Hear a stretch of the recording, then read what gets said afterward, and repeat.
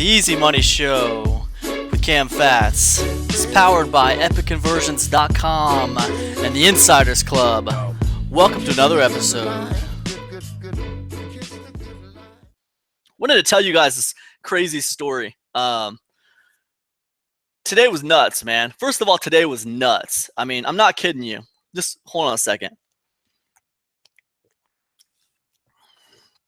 I need to rewind this. Okay, so yesterday, my wife and I went out to Lowe's. We went out to Lowe's. The hardware store, Lowe's. You guys know about Lowe's, right? The hardware store.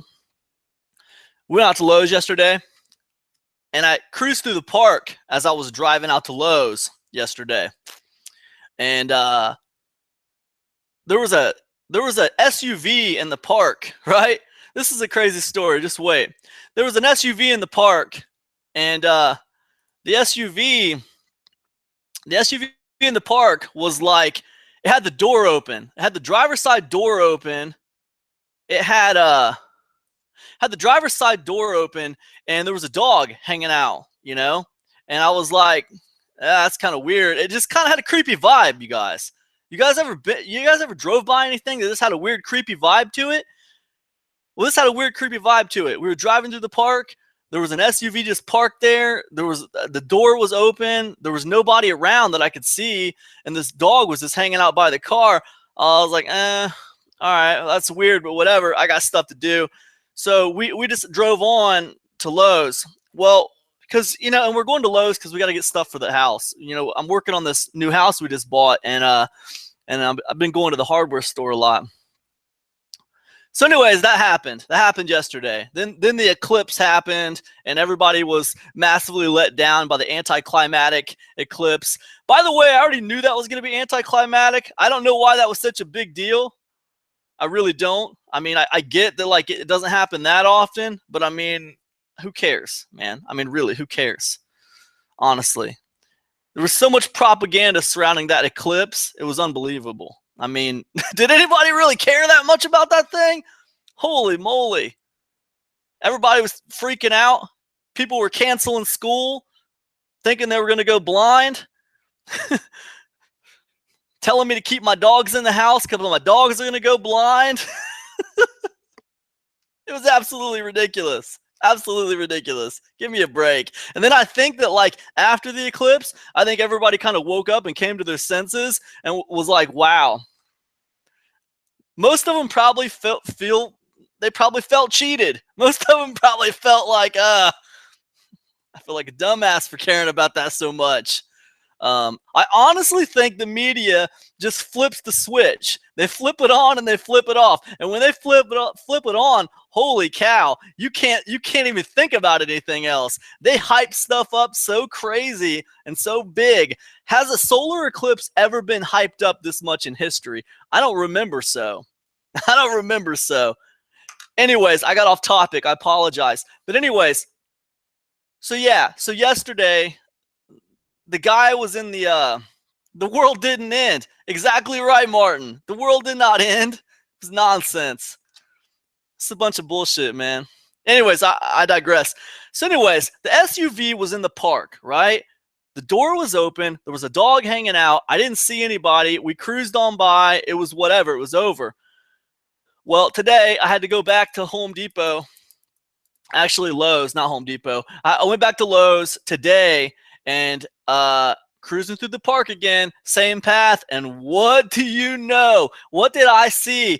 Same creepy SUV sitting there, same door open, front door open. I didn't see any dog. Right? I'm like, this is weird. This SUV's been there since yesterday. I was like, holy shit, man, I gotta figure out what's going on here. So I whipped the van around. I went back. I parked by the SUV. I parked by the SUV a little bit away from it because I didn't know what I was gonna see. I didn't know what I was gonna find when I got there. So I parked a tiny bit away from it. I told my wife to wait in the van. I walked up to the SUV, not knowing what I was going to find, you guys. And I saw the dog sitting in the passenger side the front of the SUV, sitting there in the passenger side, just looking at me, just curled up, looking at me.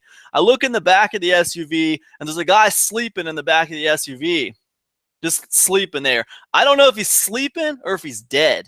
I honestly don't know if he's sleeping or if he's dead. Now I'm starting to think the worst, and I'm like, man, this cat died in the back of this SUV yesterday, and this thing's been here since yesterday. That door's still open. That dog's still there. And it was, listen, you guys, it was a big dog, okay? It was a big German Shepherd, all right? It was a big German Shepherd. It was insane. So the dog was looking at me like, don't you get too close. You know, he's looking at me like, I'm going to attack you if you try to get too close, you know, to my master. But I'm sitting there looking at him like, man, you know, I'm afraid this guy's dead in the back of this SUV. This dog's looking at me like he wants to eat me or something. So I don't know why I didn't yell to the guy. And I think in my mind, I thought, man, this guy's dead. I don't know why I didn't yell. I should have yelled at the guy. I should have yelled at him. I should have been like, hey, wake up, man, wake up. I don't know. I didn't yell at him. So I got kind of close, but not too close. The dog's looking at me like, you better get out of here. You better get away. So I kind of back up, go back to my van, call 911, because I'm thinking, man, this dude is like, I think this dude's dead in this SUV is what I'm thinking, you know? So I call 911, hang up the phone, start waiting on the police. And, you know, me and my wife are talking, and then this guy starts walking up, right? This guy starts walking up. He's just like walking through the park. He starts walking by, and he's like, yeah. I was like, man, when he walks by, I say, hey, man, this guy, do you see this truck here sitting here? This door open? It's been here since like yesterday. Have you seen that? And he's like, yeah, that thing's been here all week, and that door has been open the whole time. That's what he said. He said, that truck's been here all week, and that door has been here the whole time. I was like, really? Wow. Well, I just called the cops. And he said, yeah, that dog is pretty mean. He's pretty aggressive. He really growls at you if you try to get close to him. And in my mind, I'm thinking, are you kidding me? This SUV's been sitting here for a week with the door open, with this crazy dog growling at everybody, and you've been walking by here for a week and you didn't do anything about it? I'm telling you guys, the world is getting crazy. I mean, it's just getting crazy. Why wouldn't he call the cops? I said, well, I called the cops, so they should be here pretty soon. I don't know. There's a guy sleeping in the back seat. I don't know if he's okay or not. And he's like, oh, well, you're a good Samaritan. I was like, okay. Whatever that means, you know what I'm saying? I mean, I understand what the words good Samaritan mean, but I mean, what the hell are you talking about? You've been walking by here on your little exercise path for a week and you haven't done anything about it. What the hell is the world coming to? I'll leave that up to you guys. You guys can answer that one. Open-ended question. What the hell is the world coming to? So anyways, that guy's like, whatever, and he keeps on walking. So then a few minutes later, the cops show up. They get out, and I say, hey, man, be careful. There's a big dog in the front of that SUV, and he looks pretty damn big. So and the cop stops for a second, and he's like, nods his head. He's like, okay. Then he goes around to the other side where the door's not open, so the dog can't just like instantly like rip his jugular out. And he taps on the window, and I could have swore I thought for sure this guy was dead, you guys. But he taps on the window, and the dog starts barking viciously at him when he taps on the window. And instantly, I thought I made the right decision in not going up there and trying to wake that guy up or check his pulse or something, because this dog was like, get the hell away. But the guy taps on the window. The cop taps on the window. The dog starts barking crazy. And the dog barking crazy wakes this guy up, and he's like sleeping in the back seat, and he wakes up. And when he wakes up, man, I just feel this like feeling of relief, like, oh man, this dude's alive. That's awesome.